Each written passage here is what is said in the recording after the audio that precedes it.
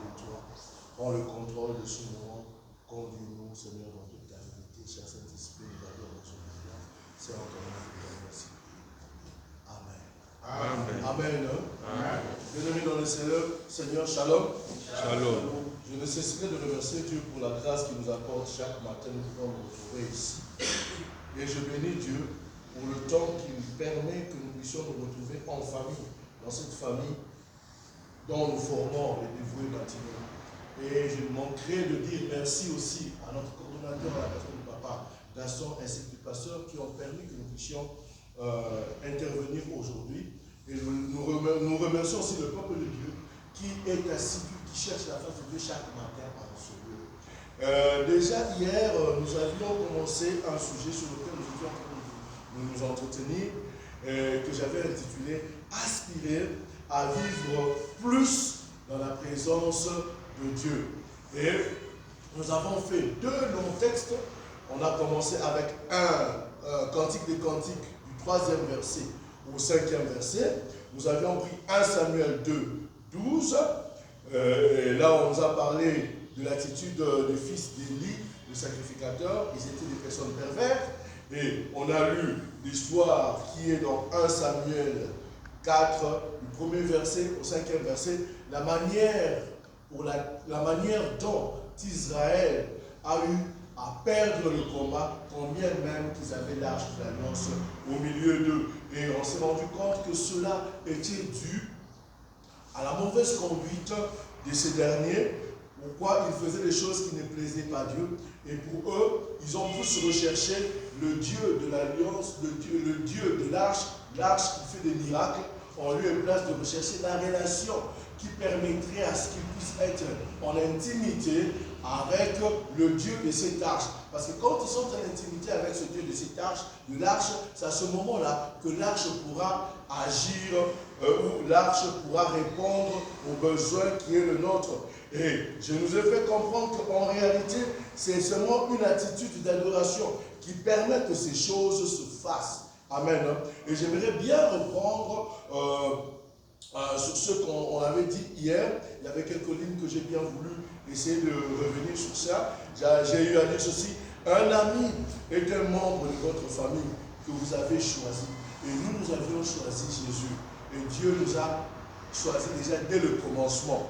Et un ami, c'est aussi une personne qui enrichit votre vie, vous aide à grandir et vous rend plus heureux. Et j'avais aussi dit, c'est un état du cœur et de l'esprit où l'on se tourne constamment vers Dieu, vers Jésus, cherchant sa volonté et sa direction. Là, c'est la relation qui est importante pour permettre à ce que nous puissions vivre en bonne relation avec Dieu. Si vous avez faim de Dieu, vous allez entrer dans le surnaturel. Il faut avoir faim de Dieu pour pouvoir entrer dans le surnaturel, bien évidemment. Et j'aimerais relire pour nous 2 textes encore. Le premier texte, c'est toujours Cantique des Cantiques, le 3e verset au 5e verset. Juste pour nous rafraîchir la mémoire, la parole de Dieu dit ceci. Sur ma couche, pendant la nuit, j'ai cherché celui que mon cœur aime. Je l'ai cherché et je ne l'ai point trouvé. Je me lèverai, je ferai le tour de la ville, dans les rues et sur les places. Je chercherai celui que mon cœur aime. Je l'ai cherché, je ne l'ai point trouvé.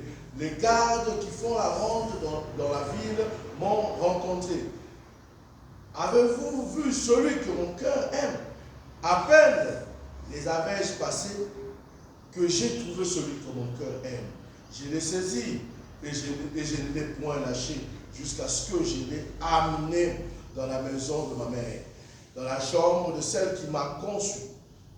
Je vous en conjure, filles de Jérusalem, par les gazelles et par les biches du champ, ne réveillez pas l'amour avant qu'elle le veille. Amen, amen. Et j'aimerais ajouter un autre texte par rapport à celui-là. C'est le psaume 37, 4 qui dit ceci. Fais de l'Éternel tes délices, il te donnera ce que ton cœur désire. Je bénis l'homme de Dieu, la personne du frère William, qui nous a vraiment parlé de ça et qui nous avait fait du bien. Mais j'ai fait d'abord une emphase sur ça. Je ne sais pas si je terminerai tout ce que j'ai eu à peaufiner, tout ce que j'étais en train d'écrire, tout ce que Dieu m'a placé à cœur ce 2e jour, parce que je me suis encore rendu compte qu'il m'a encore donné plusieurs autres informations, mais qui plaisent au Seigneur, que ce que je pourrais dire ce matin, même si je ne pourrais pas lui dire, si Dieu le permettra, mais même prochainement, je pourrais voir comment est-ce que je pourrais. Si Dieu fait grâce, on va voir comment est-ce qu'on peut encore continuer ce partage, parce qu'il est vraiment profond. Aspirer à vivre plus dans la présence de Dieu. Et comment est-ce qu'on peut aspirer à le faire? En adorant Dieu. Amen. En adorant Dieu. Quand on parle de l'adoration, on ne peut pas parler de cela sans l'amour.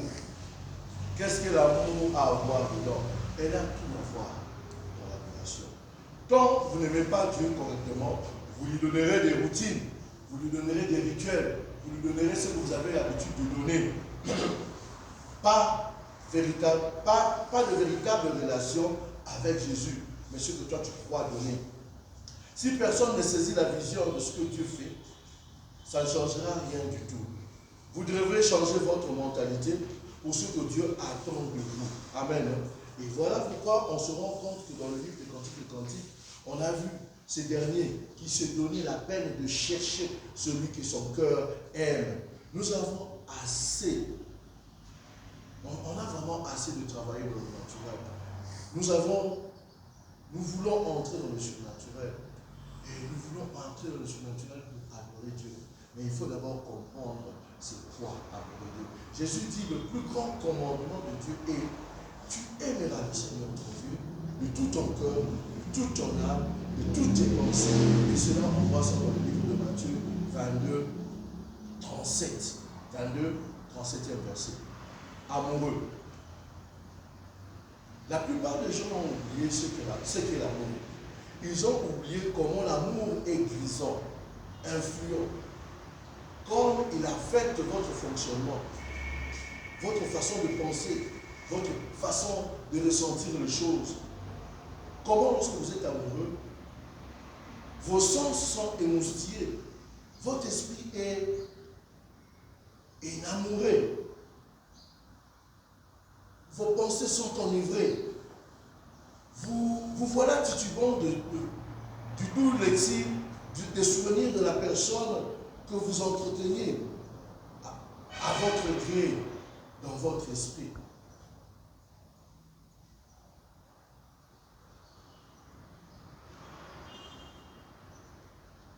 Dieu veut que nous l'aimons de cette manière, qu'on puisse l'aimer si intensement, si totalement, patiemment, que tu tombes follement amoureux. Désespérément amoureux de Dieu, au point que tu ne puisses plus penser clairement sans lui, au point que tu ne puisses plus fonctionner sans lui, que tu ne puisses plus agir sans lui. Rien que de penser, rien que le fait de penser à lui, te met tous tes nerfs à vif en émoi. Quand tu penses à une personne que tu aimes, quand tu es amoureux, même quand tu es au travail, ton travail devient amoureux. Vous pouvez être au travail et ne pas travailler, vu que votre esprit est distrait dans la routine banale de vos occupations. Et voilà pourquoi vous avez même vu que Jacob, quand on a dit de faire les 7 autres années, la parole de Dieu nous dit qu'il avait vu ça comme rien. Pourquoi? Parce qu'il aimait et l'amour l'a fait voir ce travail comme n'étant rien. Quand vous aimez, vous êtes élevé vers des auteurs inconnus, des pensées intimes qui vous ramènent à des étreintes merveilleux, des souvenirs, l'affection, le toucher, le parfum, l'odeur et la proximité de la personne que vous fréquentez. Ça vous enivre. C'est ce genre de passion que Dieu veut avoir avec nous. Amen. C'est comme ça que Dieu nous veut dans sa présence. Le problème, c'est que Dieu opère à un niveau tellement élevé que le nôtre, quand on parle d'amour, toute autre personne dans notre vie veut quelque chose de notre corps. Toute autre personne qui dit qu'il t'aime, il veut quelque chose de toi, de ton esprit, de ton corps, de ce que tu as. Mais Dieu veut quelque chose de notre esprit. Amen. Voilà pourquoi il dit, Dieu est esprit. Il faut que ceux qui l'adorent, l'adorent en esprit et en vérité. Ça, on peut voir ça dans Jean 4, 24. Cela signifie que l'adoration véritable de Dieu ne se limite pas à des pratiques extérieures ou rituelles, comme on a l'habitude de faire, mais implique une adoration spirituelle, sincère et authentique. Cela implique une relation personnelle et profonde avec Dieu, guidée par le Saint-Esprit et basée sur la vérité de sa parole. Une relation d'esprit est plus forte qu'une relation de chair. N'est-ce pas que les gens disent souvent à leur partenaire, je ne te sens pas, je ne te sens pas, mon esprit ne te sent pas. Et là, à ce niveau, vous voyez qu'en réalité, cette personne, tellement qu'elle aime l'autre, l'amour est tellement profond que même son esprit est dans cette affaire, à ce point que même quand quelque chose ne va pas, ta femme te regarde seulement comme ça et te dit, je ne te sens pas. Pourquoi? Le niveau est tellement profond. Amen, amen. Amen. Et c'est ce que Dieu attend de nous. Lorsque Dieu se prépare à parler de passion, il l'illustre sur la croix. Lorsque Jésus est crucifié. Et le livre de Actes 1:3 nous dit à suffisance que après sa passion, Jésus est apparu vivant à ses disciples et il leur a donné la preuve irréfutable qu'il était bel et bien vivant pendant plus de 40 jours. Pourquoi? Parce qu'il aimait ses disciples. L'emblème même du christianisme est un lieu de meurtre, de dégradation et de fusion. Ce qui représente le christianisme, c'est un lieu terrifiant. C'est là où est-ce qu'on frappe une personne. C'est là où est-ce qu'on a molesté une personne. C'est là où est-ce que le sang a coulé. C'est là où est-ce qu'on a percé le corps d'une personne avec des coups. C'est là où est-ce qu'on a flagellé une personne. Même les animaux ne les flagellent pas de cette manière. C'est ce symbole-là qui représente, qui caractérise l'emblème du christianisme. Là où est-ce que Jésus a été écorché, éviscéré comme un poisson. Et la parole de Dieu dit ceci, il n'avait ni beauté ni éclat pour attirer le regard. Et son aspect n'avait rien pour nous plaire. Cependant, ce sont nos souffrances qui l'ont porté. C'est nos douleurs qu'il s'est chargé. Ça, c'est l'épreuve de l'amour. Et pendant que ces choses se passaient, pendant qu'on flagellait ces gens, pendant qu'on flagellait ces jeunes hommes de 30 ans, Dieu dira que je suis en train de faire mon bien. Mon bien. C'est de ça qu'il parle. C'est de cet amour que Dieu dira. Je suis en train de manifester l'amour. Je donne tout ce que j'ai à cette autre personne. C'est une vision d'horreur. Mais cette vision-là, Dieu appelle ça la passion. Il appelle ça la passion. Il a dit, je donne mon corps, je fais l'amour à mon épouse, je me donne entièrement. Et soudain, j'ai compris que ses pensées sont au-dessus de nos pensées. Ses voix sont au-dessus de nos voix. Et là, je réalise que ce que je donne est sans mérite. Ce que je lui donne est sans intérêt. Que c'est vraiment élémentaire par rapport à ce qu'il m'a donné. Même si je pouvais tout vendre, même si je pouvais prendre tout ce que j'ai, lui donner, bien aimé, je n'arriverai pas toujours à égaler l'étendue de ce que lui m'a donné. Je ne saurais pas. Ni on veut sur l'équipe ni on veut sur l'équipe makasi. Voilà même la raison de l'adoration. Voilà la raison de notre adoration. Lorsque Dieu s'est préparé à prouver combien il est amoureux de moi, il m'a dit, je t'aime assez pour tuer mon fils, pour toi, et le percer à mort sur une croix. En le regardant, tu sauras éternellement combien je suis amoureux de toi.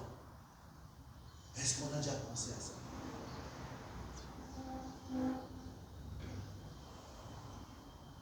Il a été frappé de Dieu.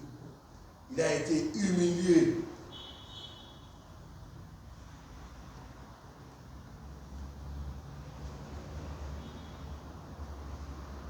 Dieu tuerait et offrirait quelqu'un de saint pour les gens comme nous. Pourquoi? Parce qu'il nous aime. Pourquoi? Parce qu'il veut entretenir cette relation avec nous. Il veut que l'on soit présent dans sa présence. Et pour cela, il devait tuer son fils. Pour nous agréer dans sa présence. Pourquoi? Parce qu'il nous aime. Il n'avait pas de tâche, ni de faute en Christ. Il n'a jamais rien fait de mal ou de vil durant sa vie. Quand Dieu nous a regardés, il nous compare à Christ. Il a tué Christ pour nous. Et il a dit, il me faut le tuer pour te sauver. Et il va le faire. Et il l'a fait. Qu'est-ce que l'amour a à voir là-dedans? J'aimerais nous dire une chose. L'amour a tout à voir dans l'adoration. L'adoration, c'est même l'expression de l'amour. Nous avons parlé de son amour pour parler de notre amour à son égard. Et c'est ce que j'avais dit hier. Nous aimons souvent la déjection, que tout nous revienne. Mais nous n'aimons pas l'échange entre nous et Dieu. Nous venons toujours, comme je l'ai dit au commencement, nous venons avec des routines, nous venons avec des rituels. Non, l'amour, je ne sais pas comment expliquer ça. Je ne sais pas. Je ne sais pas. C'est si profond. Nous avons parlé de son amour. Maintenant, là, nous devons aussi comprendre qu'est-ce que notre amour à nous est à son égard. Et la parole de Dieu nous dit ceci. Il nous a aimé le premier. C'est dans Jean 3. Il vous a d'abord aimé. Il nous a d'abord aimé. C'est cet amour qui nous convainc de l'aimer. Quand tu réalises l'œuvre de la croix, tu ne peux qu'aimer Dieu. En réalité, vous ne pouvez pas vraiment vous décider de l'aimer. Si nous demandons à quelqu'un, aimes-tu Dieu? Il dira oui, je l'aime. Nous le disons parce que nous sommes censés dire cela. Que penserais-tu si tu dis que je ne l'aimais pas? Il se pourrait que quand tu dis qu'il ne t'aime pas, lui aussi qu'il te dise qu'il ne t'aime pas non plus. Tu verras. Face aux ennemis, qu'est-ce que Dieu fait? Il frappe d'hémorroïdes, il frappe de lèpre, il frappe de ceci, il frappe de cela. Mais à cause de l'amour qu'il a pour nous, combien même quand nous marchons, nous faisons ce qui nous déplaît, que nous cherchons la gloire de l'arche, au lieu de chercher la relation qui peut asseoir Dieu à nos côtés, nous nous éloignons de lui. La parole de Dieu dit ceci. Me voici, je me tiens à la porte et je frappe. Il continue à frapper pour qu'on puisse ouvrir notre cœur. Bizarrement, il frappe où? La parole de Dieu nous dit que nous sommes le temple du Saint-Esprit. Amen. Et il frappe à son propre temple. Donc, Bishop, en tout cas, toi, Moukolo temple, Tobengani la temple. Et il se tient à la porte, il frappe pour entrer dans son propre temple. Vous comprenez ces choses? Mais il est là. Pourquoi? Parce qu'il nous aime. Il nous aime. Chaque jour, quand on entend la parole de Dieu, c'est ce moment frapper à la porte de notre cœur. Pourquoi? Parce qu'il veut qu'on puisse rester dans ce lien d'intimité avec nous.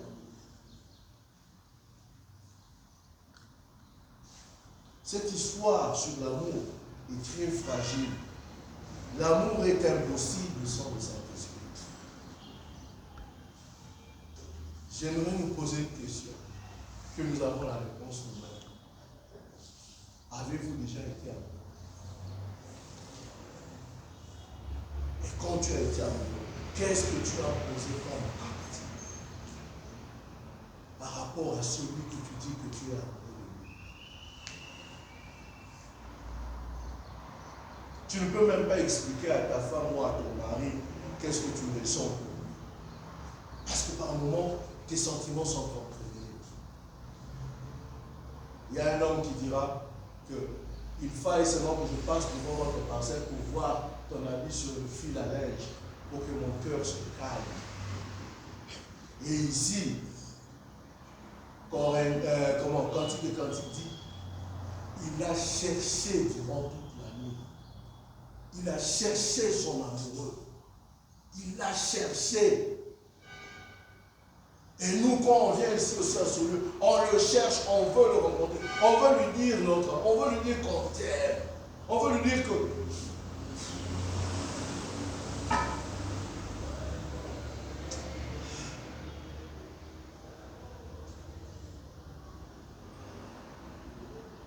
bien-aimé, Dieu nous aime.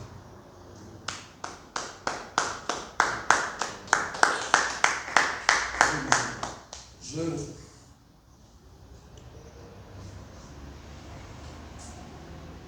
sais pas comment le dire. On est des ingrats. Souvent, on est ingrats. Rien qu'en pensant à l'effort de la croix. Comment tu peux te refuser de dire merci à Dieu? Comment tu peux rester?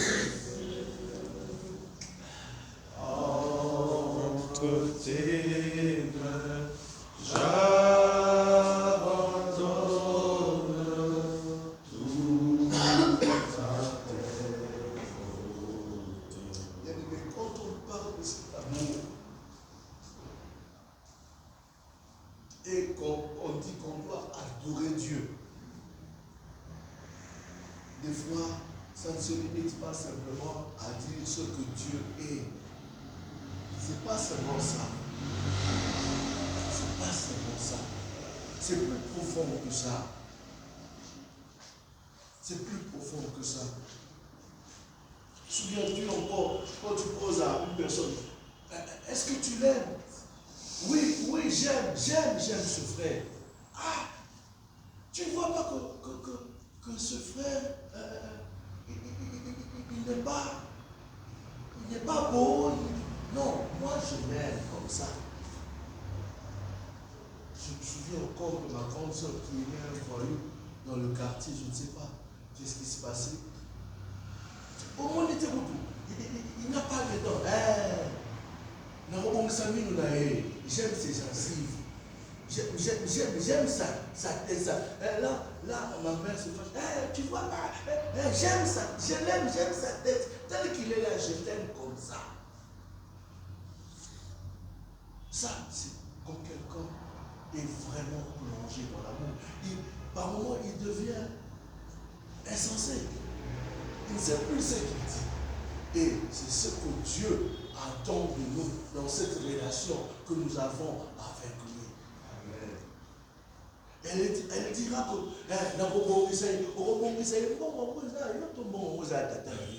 Bon, c'est l'argent de ton père. Elle pense prendre l'argent de son père pour arranger son mari pour son bénémine, son petit ami à son bénémine. Et maintenant, nous, si nous manifestons notre vrai amour dans la présence de Dieu, qu'est-ce que Jésus ne pourra-t-il pas faire pour nous? Les miracles que tu cherches là, et ça m'atabisse. Voilà pourquoi la parole de Dieu nous dit ceci. Cherchez premièrement le royaume. Quand la parole de Dieu nous dit de chercher le royaume, c'est ce qui nous recommande de chercher cet amour avec Jésus. Rechercher cette intimité avec Jésus. Et c'est ce que Dieu attend de nous. Et j'aime souvent dire aux gens, quand quelqu'un te dit qu'il t'aime, tu crois qu'il t'aime. Ah, ok. Tombe malade. Et vois lui venir t'enlever les pampers qui ont des excréments. Là, à ce moment-là, on peut commencer à parler de l'amour. Pourquoi? On parle de l'amour quand il y a des épreuves qui commencent à se manifester. En dépit de ce que toi tu penses. Elle était jolie, il était beau, il a fait un accident. Son visage n'est plus ce qu'il était. Est-ce que tu l'aimes? Tu continueras à l'aimer. Tu seras toujours là.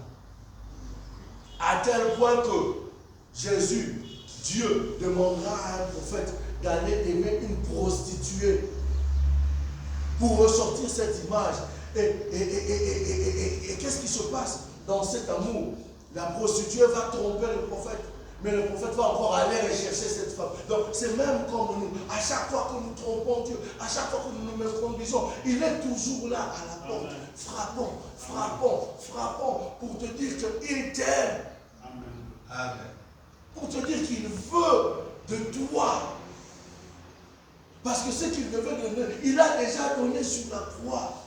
Pourquoi? Parce qu'il t'aime. Et que quand tu comprendras ces choses, tu verras que même tes moments d'adoration seront tout autres. Parce que là, ça sera en esprit que ces choses vont se passer. Et ton esprit et l'esprit de Dieu seront en communion. Tu adoreras ton Dieu, non pas comme tu as l'habitude de le faire. Et ça va vraiment dire, non, on doit transcender cela. Oui, les chants sont des moyens qui nous aident à préparer notre cœur. Mais la vraie relation se trouve dans le cœur, dans ton cœur. Quel est l'état de ton cœur quand tu dis que tu es en train d'adorer ton Dieu? Quel est l'état? Comment battre le automatique? Allez, à Bali, ok, mais l'amitié.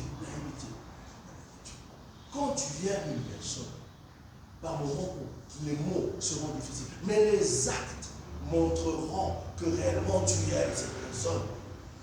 Parce que à l'amour, on répond par des gestes. Par moments de dire, oui, tu peux dire, mais ce sont des gestes qui prouvent que tu aimes celui que tu dis aimer. Lui, il a tué son fils sur la croix. Mais est-ce que toi, par moments, aimes-tu tuer tes loisirs, comme l'avait dit une servante de Dieu ici? Es-tu prêt à laisser le match de Bayern, de Real, Barcelone, pendant que c'est le temps de prier? Es-tu prêt à sacrifier ce match-là pour aller adorer ton Dieu? Es-tu prêt à annuler un programme, d'aller acheter les amis à Dubaï? Pourquoi? Parce qu'il y a un moment de retraite à l'église. Es-tu prêt à rechercher celui dont ton cœur aime? Es-tu prêt? Comme l'a si bien dit le cantique ici, on parle de la tsunami. Et il a cherché à tel point que même les gardes de la ville l'ont dit, il a posé la question, avez-vous vu celui que mon cœur aime? Ça, c'est une tendance de l'adoration. Et dans sa présence, pour rencontrer la présence de Dieu, tu dois être un vrai adorateur. pour ouvrir la clé, les portes du surnaturel. Parce qu'à ce moment-là, ce n'est plus une relation de chair, mais c'est de l'esprit. Or, tout est spirituellement. On traite tout dans le spirituel. Et des fois, tes problèmes que tu cherches à avoir des résolutions, tu ne les trouves pas parce que tu es posé dans un niveau assez. Il y a chine. Parce que notre amour à nous, ce n'est pas un vrai amour. Nous, notre amour à nous, ce sont un amour sur le superflu, sur le matériel.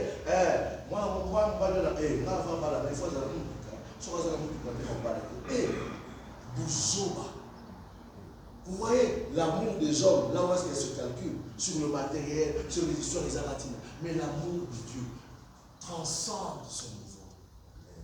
Amen. Transcende ce niveau. S'il faudrait qu'il puisse tuer son fils, il l'a fait pour te dire qu'il t'aime. Et c'est ça ce qui prouve que Dieu nous aime et que Dieu est présent. Et il veut faire alliance avec nous. Maintenant, nous, en retour, qu'est-ce que nous sommes en train de faire? Quand il nous dit de laisser ceci, de laisser cela, pourquoi? Parce que je nous avais dit dans une relation, il y a certaines choses, il y a la confiance, il y a beaucoup de choses qui entrent en jeu. Mais nous, qu'est-ce que nous faisons? Je ne sais pas qu'est-ce que Dieu nous dit sur la terre. Je n'ai même pas terminé ce que j'étais en train de dire. Mais qu'il pèse au Seigneur, s'il peut nous donner notre jour, qu'on puisse encore continuer pour essayer d'éclairer, de nous éclairer sur ce sujet qui est l'adoration, que Dieu attend de nous dans sa présence. Et c'est ce qui fera que même le surnaturel qu'on attend, on puisse voir ça. Bien aimé, il y aura contestation, mais parce que tu es un adorateur, Dieu fera fleurir ta verge dans sa présence. Tu ne seras pas comme toutes les autres personnes. Parce que Dieu, tu es en relation avec lui. Amen. Fermons nos yeux et prions. Nous prenons notre sort en premier. Prions tous ensemble. Merci Seigneur pour ce temps. Merci Seigneur pour ce moment que tu nous apportes. Merci Seigneur parce que tu nous veux encore avec toi. Merci Seigneur parce que tu veux nous faire du bien. Merci Seigneur parce que ton amour est incommensurable. Merci Seigneur car tu es fidèle et en toi Seigneur